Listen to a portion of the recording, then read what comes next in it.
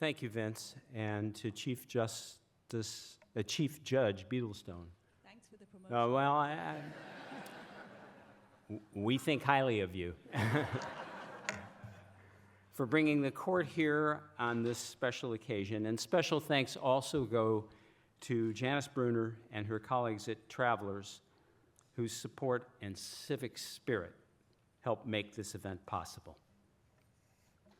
Good morning, all. Good morning, all.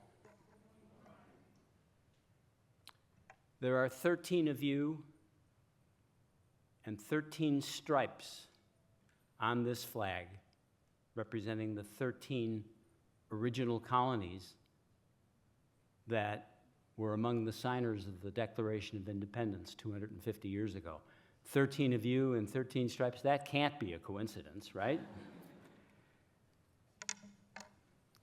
All of this is a lot, but we are very proud of you. Very proud of you, and very proud of you in this moment. You represent hope, you represent renewal, you represent energy. I'm going to ask you just to stand for a moment, would you, citizens, new citizens, please?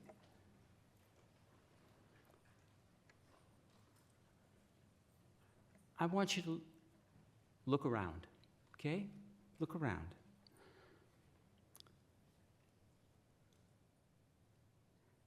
Capture this moment forever.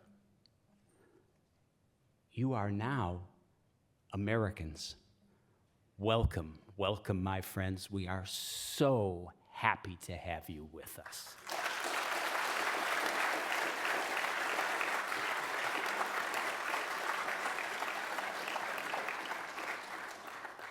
I have always found this moment of transformation to be emotional. It is as though I am once again in the delivery room watching the birth of one of my 3 children. I just watched Americans being brought into the world. Wow. Judge Beadlestone had the high honor of delivering you as new citizens, and I have the honor of sharing a few thoughts with you about what it means to be an American. A few minutes ago, you entered this room as Dominicana, Indians, or Pakistanis, and you will walk out these doors as Americans. You will be seeing and be seen in the new light of your American citizenship, with the rights, responsibilities, and benefits that come with it. In that regard, I also went through a transformation. I just became your fellow American. We will rightfully expect things of one another: respect for each other's life stories, respect for the laws of our country and community, and respect for the contribution each of us can and must make to the health and well-being of our shared land. In the 1830s, a French sociologist, Alexis de Tocqueville, didn't realize there was going to be an American history thing here, toured the United States to report how this new country of ours worked. He watched with admiration as farm communities came together to raise new barns for neighbors who'd lost theirs to flood or fire. He recorded that the genius of America was Americans who waited not for a government or a potentate, there's that word again, to do something for them, but rather who knew it was up to them to do it for themselves and for one another. A century later, it was a U.S. President, John F. Kennedy, who implored us to ask not what your country can do for you, ask what you can do for your country. Kennedy's words and Tocqueville's observations about America are especially relevant to these times and to you as new American citizens. We hurt and we struggle in our country and in our communities in ways that are in plain sight. We need your energy. We need your commitment. We need to be reminded of the power of the dream that brought you to this room this morning through years of trial and travail. Make what you have become today count. Leave your mark as Americans.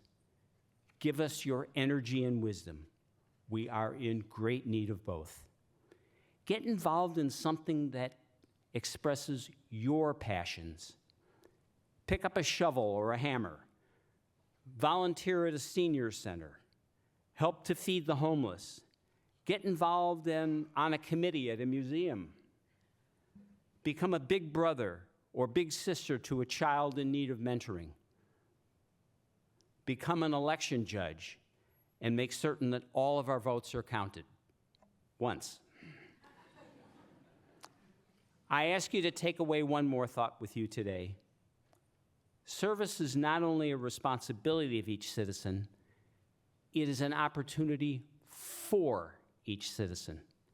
Service is often how we come to know others, to make personal connection that may lead to the next job or the next customer or the next love interest. I think it is significant that the records of naturalization are kept, as yours will be, by the National Archives, which you may know is where the Declaration of Independence and Constitution of the United States are also housed. And that's not because the National Archives has the space to keep the records. It's because the record of naturalized citizens is kept with the Declaration and the Constitution because they are important. As a nation, we value those who choose to become Americans because we value your choice and want it kept for all time in a secure way. As a Miamian, I see every day how important immigration and new Americans are to the life of our city and to the life of our country.